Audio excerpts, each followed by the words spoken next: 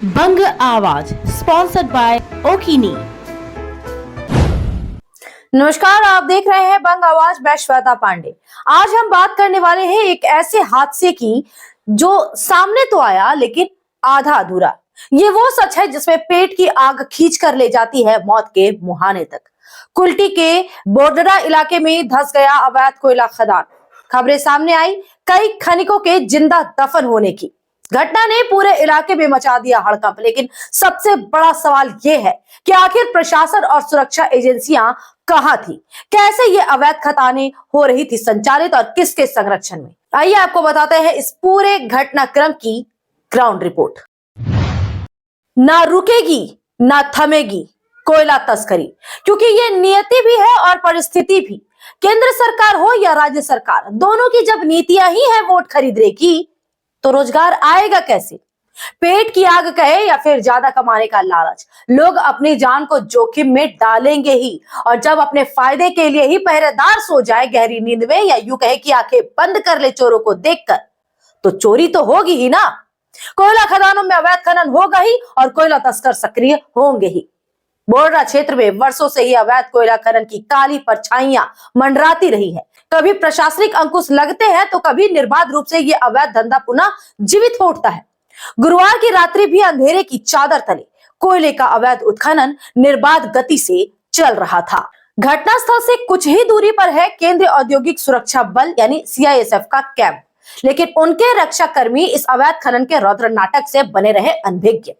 खदान में कोयले की कालिख में लिपटे श्रमिक अपने दैनिक संघर्ष में तल्लीन थे, तभी अप्रत्याशित रूप से खदान की चाल धंस गई।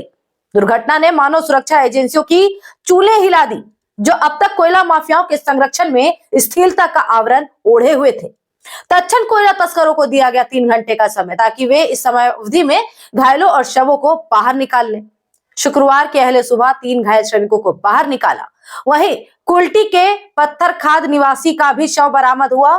खबरों की माने तो मरने वाले की पहचान हुई है विक्रम साव के रूप में, और अन्य खनिकों के भी घायल होने के संकेत मिल रहे हैं। लेकिन सारा मामला धुंध की चादर में लिपटा हुआ है। खबर है कि परिजनों ने गुपचुप तरीके से कर दिया विक्रम का अंतिम संस्कार। आशंका है कि कोयला तस्करों ने उन्हें मौन व्रत धारण करवाने के लिए भारी धनराशि का प्रलोभन दिया है। परिजनों को भय है कि यदि उन्होंने मुंह खोला तो न केवल मुआवजे की आस समाप्त हो जाएगी, बल्कि प्रताड़ित भी किया जाएगा तस्करों के द्वारा। घायल श्रमिकों को पहले केंदुआ बाजार स्थित क्लिनिक में ले जाया गया, जहां प्राथमिक उपचार प्रदान किया गया था। इनमें से एक के सिर पर गहरी चोट थी, दूसरे का हाथ टूट गया था और तीसरे को सामान्य चोटें आई थी। घायलों की पहचान मोहम्मद शमीम, रोहित, मोहम्मद जब्बार के रूप में हुई।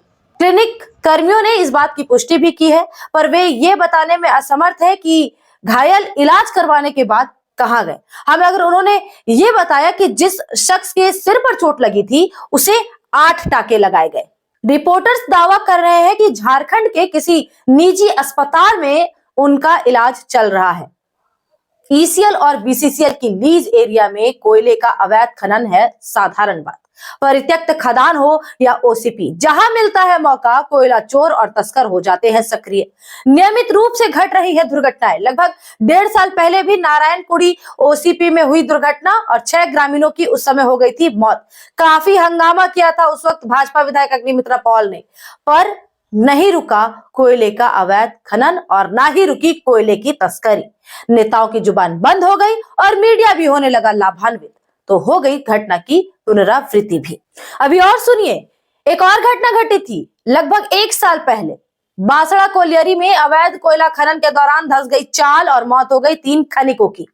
कोयला तस्करों को बचाने के लिए सभी पार्टी के नेताओं में लग गई होड़, और आज भी लगभग परिस्थिति वही है, लेकिन तस्करों के बचाव की विधि है अलग। जानकारी है सभी को, लेकिन कोई मुंह खोलने को तैयार नहीं। वाकिफ है इस बात से कि खुलेगा मुंह तो फंसेगी गर्दन कईयों की। इसलिए मामले की लीपापोती के लिए साम दाम का फॉर्मूला लगाया जा रहा है।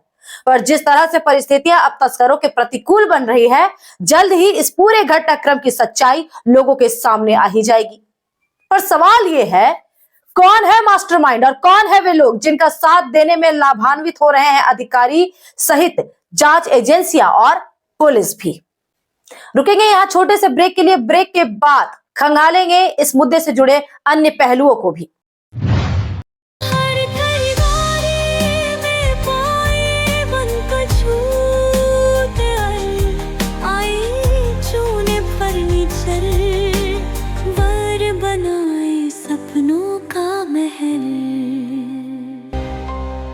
फर्नीचर वर्ल्ड, फर्नीचर लवर्स की पहली पसंद। जीटी रोड, शनि मंदिर के सामने, नूरुद्दीन रोड, आसनसोल। আদি মোহিনী মোহন কান্দিলাল যখন বেনারসি সম্ভার তো হতেই হবে, তার পাশাপাশি রয়েছে শিফন, গাউন, ক্রপ টপের রকমারি, তার পাশাপাশি রয়েছে মেল ফ্রেন্ডসের জন্য বিপুল পাঞ্জাবির অপশন। আদি মোহিনী মোহন কান্দিলালের Asansol showroom 116 GT road, opposite of veteran petrol pump.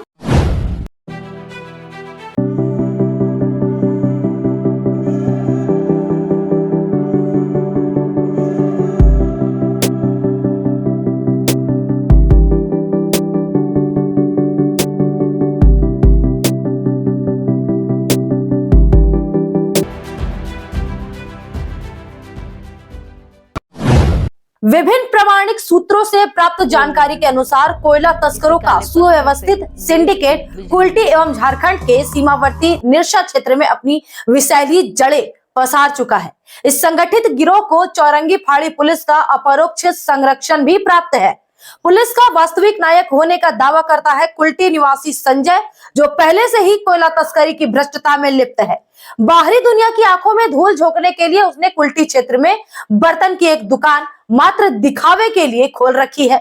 Jharkhand में संजय का प्रमुख सहयोगी है विनोद महतो, जो पहले ही कोयला तस्करी में पैठ जारी करने की जटिल व्यवस्था का अभिन्न हिस्सा रह चुका है। इन दोनों की साठगांठ के चलते दोनों सीमावर्ती क्षेत्रों में कोयले की तस्करी निर्बाध गति से संचालित होती है। बोडरा और दामागोड़िया क्षेत्र में कोयला तस्करों के 3 प्रमुख गिरोह सक्रिय हैं। पहले गिरोह का संचालन स्वयं संजय करता है, जबकि इसका मुख्य कार्यकर्ता शिवशंकर है। दूसरा गिरोह अपना अवैध डिपो सेल इसको कोलियरी क्षेत्र में संचालित करता है, जिसमें पेंटा, अशरफ, मुमताज, नवीन और बाबिया जैसे असामाजिक तत्व शामिल है। और तीसरा गिरोह एक प्रभावशाली उद्योगपति के संरक्षण में फल फूल रहा है, जो एक पेट्रोल पंप का स्वामी भी है और बंगाल के सीमावर्ती क्षेत्र में निवास करता है। इन तीनों ही गिरोहों का कार्य क्षेत्र पहले से ही निर्धारित है, जहां वे अपने अपने प्रभुत्व में अवैध कोयले का खनन और तस्करी के कुचक्र को संचालित करते हैं। इनका ये अंधाधुंध कार्य न केवल स्थानीय कानून व्यवस्था को चुनौती देता है, बल्कि सामाजिक ताने बाने में भय और अस्थिरता भी उत्पन्न करता है। ये पूरी घटना न केवल प्रशासनिक ढिलाई और भ्रष्टाचार का जीता जागता उदाहरण है, बल्कि ये हमारी व्यवस्था में व्याप्त कोयला तस्करी के अंधेरे को भी उजागर करती है। जहां एक और निर्दोष मजदूर अपने जीवन को दांव पर लगाकर 2 वक्त की रोटी के लिए खदानों में उतरते हैं, वहीं दूसरी ओर कोयला माफिया, पुलिस और सुरक्षा एजेंसियों का अपवित्र गठजोड़ इस अवैध कारोबार को फलने फूलने का अवसर देता है। इस हादसे ने सिद्ध कर दिया है कि किस प्रकार सुरक्षा एजेंसियां अपनी जिम्मेदारियों से मुंह मोड़ रही है और किस हद तक कोयला माफियाओं का दबदबा बना हुआ है। जब तक प्रशासनिक सख्ती, पारदर्शिता और जवाबदेही सुनिश्चित नहीं की जाएगी, तब तक ना तो ऐसे हादसे रुकेंगे और ना ही कोयला तस्करी का ये काला कारोबार। जरूरत है कि इस मुद्दे पर ना केवल स्थानीय बल्कि राज्य और केंद्र सरकार भी कड़ा रुख अपनाए, दोषियों पर कठोरतम कार्रवाई करे और भविष्य में ऐसी घटनाओं की पुनरावृत्ति रोकने के लिए ठोस कदम उठाए। तभी सही मायने में श्रमिकों को न्याय और अवैध खनन के विरुद्ध लड़ाई में सफलता मिल पाएगी। इस वीडियो में इतना ही, फिर होगी मुलाकात ऐसे ही मुद्दों के साथ। इसके लिए सब्सक्राइब करें बंग आवाज को, प्रेस कर ले बेल आइकॉन भी, और अगर फेसबुक पर देख रहे हैं तो पेज को फॉलो कर ले। वीडियो को लाइक करें, ज्यादा से ज्यादा लोगों के साथ इस वीडियो को शेयर करें। नमस्कार।